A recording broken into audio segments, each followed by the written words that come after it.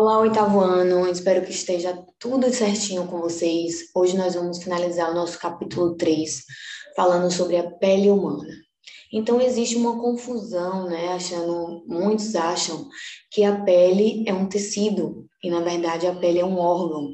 É formado por três tipos de tecidos que a gente vai caracterizar cada tipo de tecido. A epiderme, que é o tecido mais superficial, um tecido intermediário, que é a derme, e um tecido mais profundo, que é a hipoderme. Quando a gente fala da epiderme, a gente está falando de células bem achatadas, bem fininhas, que estão ali próximas umas das outras, que têm um grande poder de renovação. Então, as células estão constantemente sendo renovadas, tá? Essas células, elas são revestidas por queratina. Para quê? Para dificultar ainda mais a perda de água.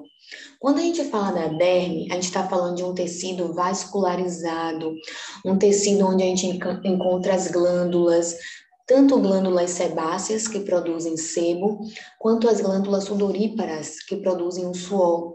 Quando a gente fala da epiderme, que é a camada mais superficial, o tecido mais superficial, não tem terminações nervosas, não tem vascularização, ou seja, não tem vasos sanguíneos ali, certo? Irrigando a epiderme. E quando a gente fala da derme, a gente já fala de terminações nervosas, a gente fala de presença de glândulas e falamos também de um tecido vascularizado. Por fim, a gente tem mais abaixo a hipoderme, que é um tecido adiposo que permite, formado por lipídios, né, gordura, que serve como um isolante térmico, tá? Então, só para recapitular, a pele é um órgão formado por três tipos de tecido. Um tecido mais superficial, epiderme, um tecido intermediário, que é a derme, e um tecido mais abaixo, mais profundo, que é a hipoderme. Vocês vão ver na próxima imagem aqui o que eu estou falando. Olha essa imagem que tem no módulo de vocês. Tá vendo? Então, a epiderme, o tecido mais superficial, percebam aqui, ó. A derme, um tecido vascularizado, olha aqui os vasos sanguíneos, artérias e veias, as artérias sendo representadas pelos cilindrozinhos aqui, ó, vermelhos, veia azul, terminações nervosas, tá vendo? Aqui, presença de glândulas sebáceas e glândulas sudorípara. Aqui está mostrando para vocês a glândula sudorípara. Presença do bulbo capilar, tá? Então, o bulbo capilar está presente na derme, nesse tecido intermediário. A gente vê o pelo, né? Porque o pelo sai através da epiderme, mas o bulbo está presente na derme.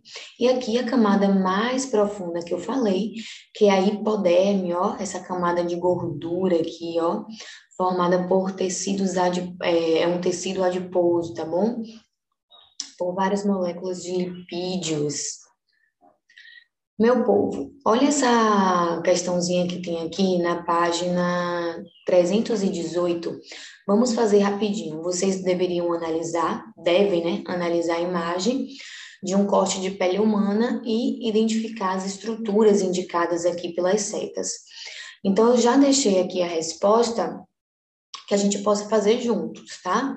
Ó, a camada superficial, epiderme, eu vou dar até um zoom aqui.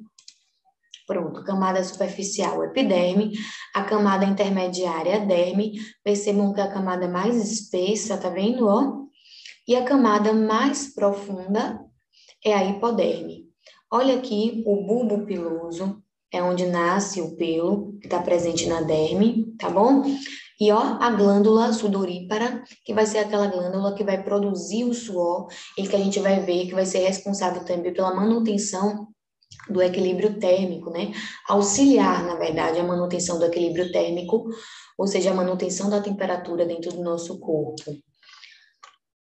Quando a gente vai para a página 319, o módulo de vocês traz informações sobre os melanócitos, tá?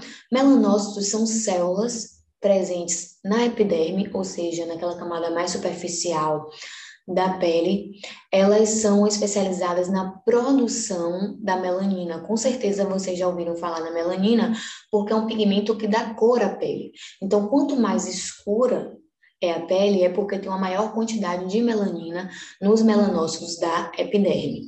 Então, vocês também sabem que quanto maior a quantidade de melanina nesses melanócitos, maior proteção a pele vai ter contra a ação dos raios solares.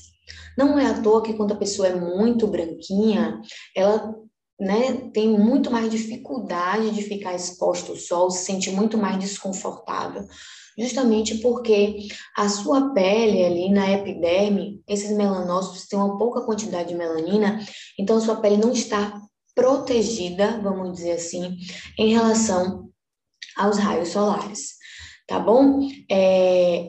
Vocês sabem também, já devem ter reparado, muitas pessoas gostam, né, no verão de tomar um bronze e pegar uma corzinha, ou seja, ficar mais bronzeada, fica com a pele mais escurecida. Isso acontece porque os raios solares estimulam a produção de melanina pelos melanócitos, tá? Mas é lógico que é uma ação temporária. Então, com o passar do tempo, a sua pele vai voltar a sua produção de melanina vai voltar à condição normal, a sua pele vai voltar a ter uma tonalidade que é a sua, natural, e seu fenótipo vai ser o mesmo, daquela informação genética que está lá no seu DNA, tá? Então, só muda temporariamente o seu fenótipo, o seu aspecto externo, mas é temporário, tá? Por conta dessa exposição aos raios solares, que estimulou a produção da melanina, então você ficou bronzeadinho, mas depois a sua coloração volta ao normal. Meu povo, aqui está mostrando ó, um melanócito, tá? Uma célula especializada da epiderme, que ela produz a melanina. A melanina está sendo representada aqui nesse esqueminha, por esses pontinhos pretos, e aqui mostra que a influência das radiações ultravioletas, né, promovidas pelos raios solares, estimula a essa produção aqui da melanina. A gente tem que ter muito cuidado à exposição do nosso corpo aos raios ultravioletas. Por quê? Por conta do câncer de pele.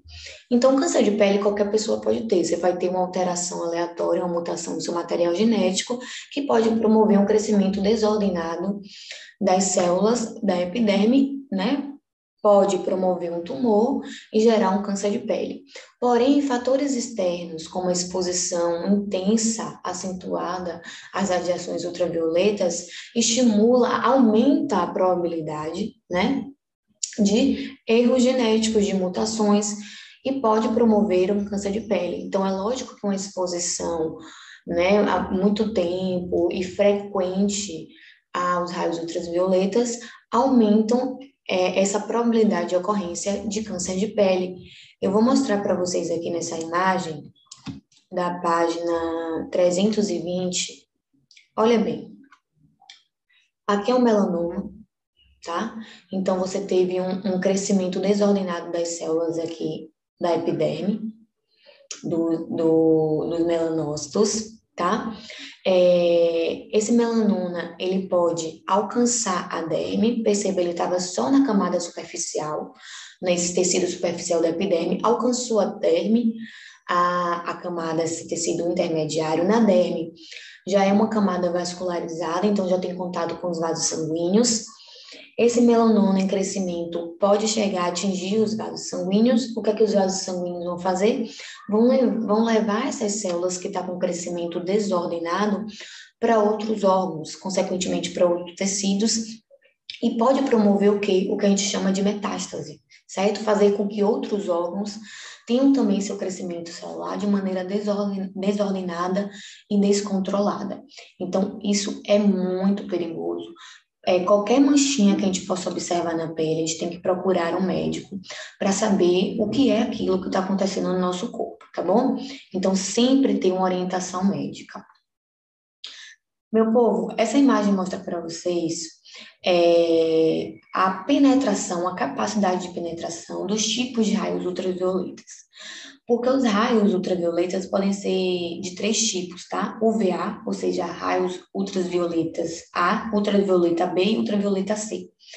O C, ele é o mais perigoso, mas ele não chega a atingir a superfície do planeta Terra, ele fica retido na camada de ozônio. E vocês percebem aqui que os raios ultravioleta A, do tipo A, têm uma maior capacidade de penetração, conseguem chegar aqui, ó, na derme, enquanto os raios ultravioleta B atingem somente a epiderme, o que não faz, vamos dizer assim, não faz deles menos perigosos, tá bom?